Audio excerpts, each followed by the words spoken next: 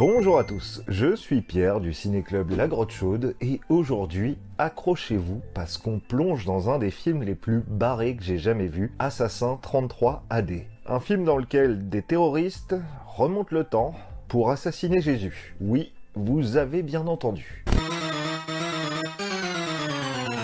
Le cinéma d'exploitation est un registre plutôt passionnant et ça peut vite devenir un vrai rabbit hole lorsqu'on creuse un peu. Les années 70 ont vu par exemple exploser le cinéma de Blaxploitation avec Foxy Brown, Blackula, Shaft ou encore Abby, et depuis, des tas d'autres niches ont été explorées par des producteurs cherchant à toucher des publics désireux de voir des films qui leur correspondent. Mais saviez-vous qu'il existe des films produits spécifiquement pour un public chrétien? Et attention, il ne s'agit pas de petites productions, on a carrément affaire à des blockbusters bourrés d'effets spéciaux, comme par exemple The Remaining, qui décrit l'apocalypse en mode film d'horreur, avec des survivants luttant contre toutes sortes de phénomènes flippants, ou encore Le Chaos, avec Nicolas Cage en commandant de bord d'un avion dont la moitié des passagers ont disparu, car ce sont de bons chrétiens que Dieu a rappelés à lui, laissant Nicolas Cage et tous les autres passagers restants à la merci des tourments de l'apocalypse. Comme vous pouvez le voir, la fin du monde telle qu'elle est décrite dans la Bible a beaucoup inspiré les films produits à destination d'un public chrétien. Mais celui qui nous intéresse aujourd'hui a fait bien plus audacieux. Il fait partie d'une branche du cinéma d'exploitation très niche appelée la Christploitation.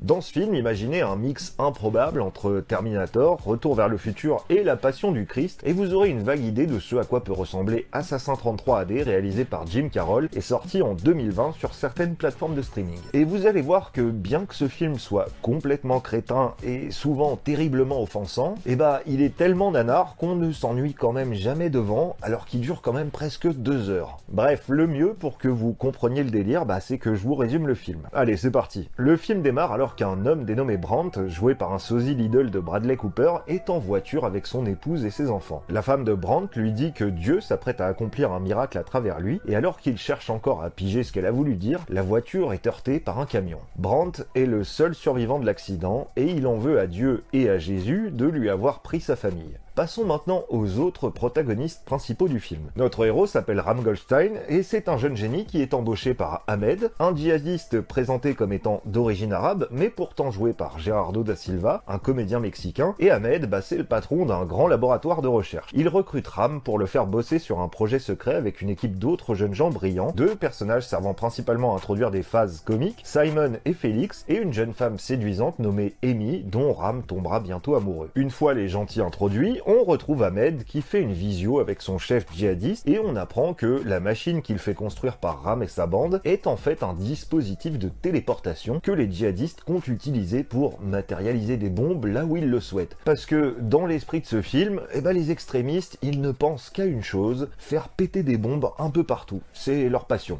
Cet appel Zoom est important car il nous informe que Ram était censé inventer à la base une machine de transfert de matière comme Jeff Goldblum dans La Mouche, mais comme Ram est vraiment très intelligent, il va en fait accidentellement inventer une machine à remonter le temps. Quand Ahmed découvre ça, il change ses plans. Et si, au lieu de faire péter des bombes, il remontait le temps pour tuer Jésus-Christ? Bon, ok, je sais, et Jésus il se fait tuer de toute façon. Mais ce que veut faire Ahmed, c'est le tuer avant qu'il soit crucifié, histoire d'éviter qu'il devienne une superstar et l'idole de toute une religion. En gros, l'idée d'Ahmed, c'est que oui, Jésus était un prophète, mais pas le fils de Dieu, et que remonter dans le temps pour le tuer débarrasserait le monde des chrétiens. Et étant donné que Jésus est considéré comme un prophète dans l'islam, il est difficile de croire que des musulmans veuillent assassiner Jésus, et ça a pas vraiment de sens. Mais bon, Jim Carroll, il a probablement pas fait beaucoup de recherche. Bref, Ahmed n'a pas de temps à perdre. Ram vient à peine de réaliser qu'il a inventé le voyage dans le temps qu'Ahmed le prend en otage, fait abattre ses 2 parents d'une balle dans la tête et dit à Ram que s'il veut les sauver, il est obligé de mettre sa machine à remonter le temps en marche. Les sbires d'Ahmed s'apprêtent donc à partir dans le passé pour flinguer Jésus et ses apôtres avec des armes à feu. Et devinez quoi, Brandt fait partie de ces sbires. Oui, l'homme du début du film, celui qui en veut à Jésus d'avoir tué sa famille dans un accident de la route,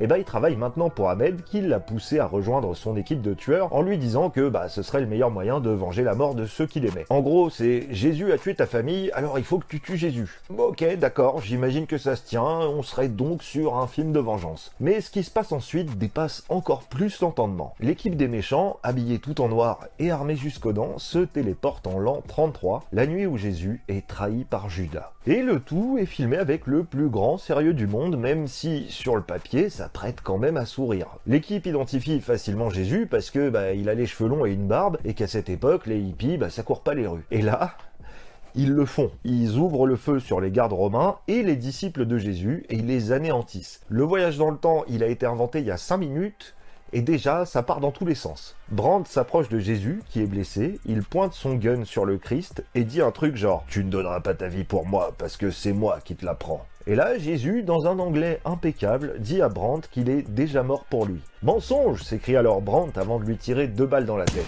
Voilà, cette séquence vous est offerte par Jim Carroll, réalisateur visionnaire. Mais ne vous inquiétez pas, ce n'est pas la fin du film. Les méchants téléportent ensuite le corps de Jésus en 2029, et Ram et sa bande vont tenter de reprendre les choses en main et de remonter le temps à leur tour pour empêcher les méchants de tuer Jésus, et puis que le Christ puisse mourir sur la croix comme c'est prévu. Mais nos scientifiques, ils sont pas si malins qu'on le croyait, ils remontent le temps une première fois, mais un peu trop tard. Parce que, tenez-vous bien, ils n'ont pas tenu compte du fait que le soir duquel ils sont partis, c'était la nuit du changement d'heure pour passer à l'heure d'été. Ils voient donc Jésus se faire tuer, et Ram comprend alors tout, et c'est pas trop tôt. I get it. It's the ultimate jihad. Eliminate Christianity by killing Jesus before the resurrection. Muhammad just killed off every Christian that ever existed. Bon, à partir de là, le film devient de plus en plus complexe et on a plusieurs lignes temporelles qui viennent se mélanger. On peut clairement dire que nous avons affaire à une sorte de multiverse. Ça n'a aucun sens. Calmez-vous, Marc, vous allez tout comprendre. C'est ça ce qu'on appelle le multiverse. Le film a une logique de voyage temporel assez particulière. Ici, c'est pas comme dans Retour vers le futur. Si on change un truc dans le passé, ça met un peu de temps à influer sur le présent. Ça laisse donc le temps à nos héros de faire plusieurs voyages à travers le temps et donc de créer plusieurs réalités alternatives. Et je dois dire que s'il y a une chose que j'apprécie dans ce film, c'est son rythme. Il n'y a jamais de temps mort et tout s'enchaîne extrêmement vite, ce qui rend l'ensemble particulièrement divertissant et a presque réussi à me faire oublier que je regardais une sacrée daube. Bref, nos héros reviennent en 2029, juste avant qu'ils soient partis. Ils savent qu'ils vont se faire tuer, alors Amy explique à son autre elle en langage des signes qu'ils se sont plantés à cause du changement d'heure. Ces versions d'Amy et Ram se font tuer, mais les autres versions repartent donc sauver Jésus en arrivant cette fois-ci à la bonne heure. Dans le passé, en l'an 33, nos héros tuent une partie de l'escouade de tueurs venus assassiner Jésus en les empalant avec des bâtons au moment où ils vont se matérialiser. Mais les tueurs ne sont pas tous morts et Amy prend une balle. Ram enlève sa chemise pour lui faire un garrot. Amy, alors qu'elle est en train d'agoniser, dit à Ram qu'il doit sauver Jésus. Un djihadiste, Sabir, perd son flingue après avoir été attaqué par l'apôtre Pierre, un Romain récupère l'arme et Simon croise Jésus qui lui parle en hébreu et je pense que le mieux c'est que vous voyez cette séquence. Hey, are you okay? I'm Abba Liekhoka. No speako Greco?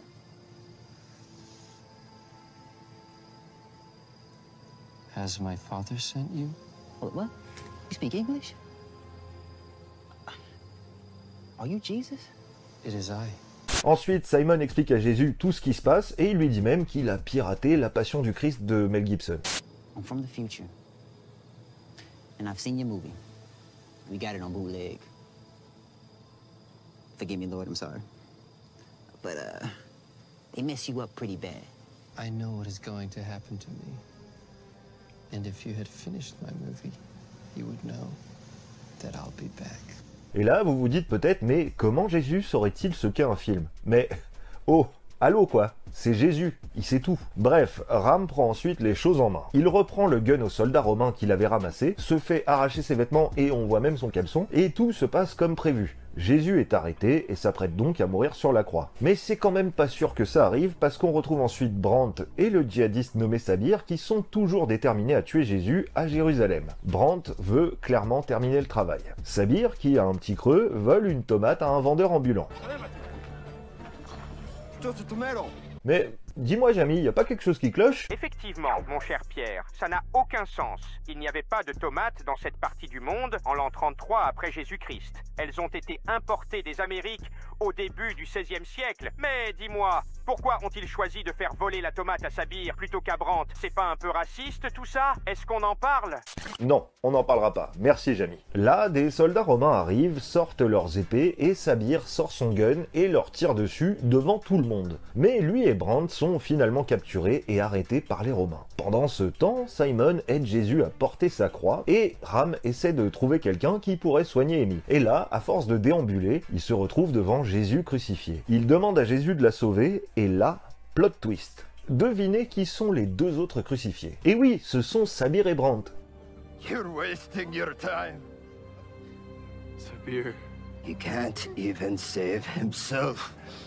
We deserve this fate.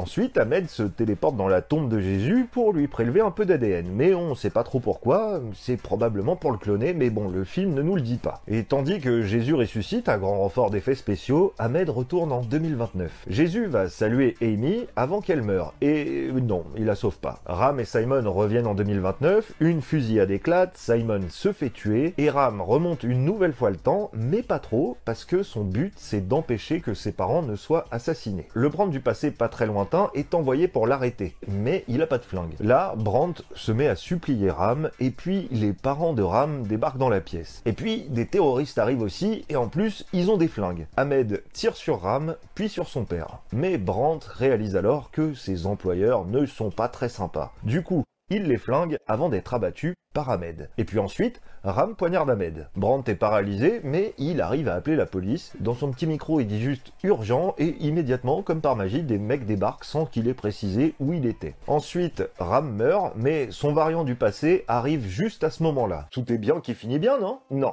On veut un méga happy end. Ram est un mec sympa, et même si sa version passée ne connaît pas forcément toute l'histoire de Brandt, qui est donc, je le rappelle, désormais paralysé, Ram met un gilet jaune et remonte le temps pour empêcher l'accident qui a tué la famille de Brandt.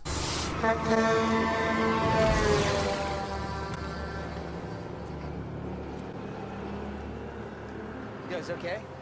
We are. Am I seeing things? I saw him too. Me too. Where'd he go? He saved us, Daddy. Was he an angel? Et là, tout est bien qui finit bien, non? Eh ben non, parce qu'il y a une séquence post-générique. On découvre que l'une des versions de Ram tuée plus tôt dans le film, eh ben en réalité, elle est pas morte. Ce variant de Ram a voyagé dans le futur pour sauver Amy, et là, il arrive dans un monde dévasté où des soldats le récupèrent. We need to find out why the Antichrist wants him. Alors, qui est l'antéchrist dont parlent les soldats? Est-ce que le film va avoir une suite? Alors ça, bah je sais pas, mais ce que je sais, c'est que depuis la première fois où j'ai regardé Assassin 33 AD, en 2020, il y a une autre version qui est sortie, une version Director's Cut, appelée Black Easter, qui est censée, paraît-il, corriger quelques clichés racistes. Du coup, rien que pour vous, j'ai regardé également cette version, et la scène post-générique, c'est très différent, elle est carrément intégrée au film, et elle est pas du tout pareille. Jim Carroll a demandé à l'acteur qui joue Ram d'enregistrer une nouvelle voix off, et grâce à cette voix off, Jim Carroll va boucher quelques trous dans son scénario et nous expliquer pourquoi Ahmed avait pris l'ADN de Jésus.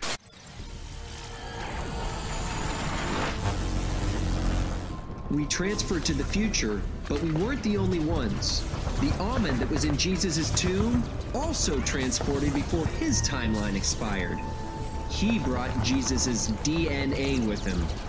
Well, he was able to clone Jesus. Now this new Jesus can raise the dead, levitate objects, manipulate the weather, change molecular structures, and more. Only one big problem. He's quite the opposite of Jesus. That must be why they call him the Antichrist.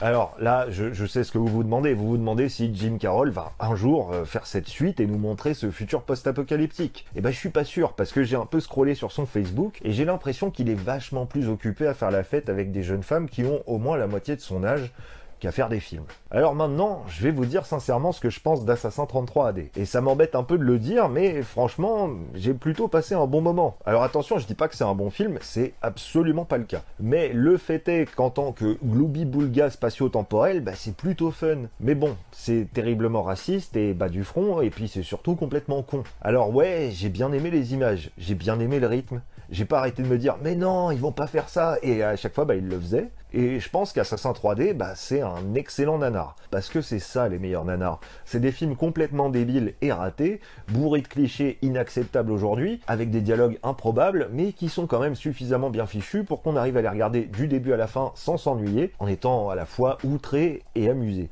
Et si vous avez envie de voir ce film, j'ai une bonne nouvelle pour vous, les deux versions sont disponibles sur YouTube. Bon, il n'y a pas de sous-titres, mais je vous ai raconté l'histoire, donc ça devrait aller. Si vous avez des potes fans de nanar, je vous garantis que vous allez passer une soirée réussie. Et voilà, vous savez maintenant tout sur Assassin 33 AD, et si vous êtes encore là, il est temps pour moi de vous remercier d'avoir regardé cette vidéo jusqu'au bout, et de vous dire à très bientôt, ici ou ailleurs, pour de nouvelles découvertes. C'était vraiment très intéressant.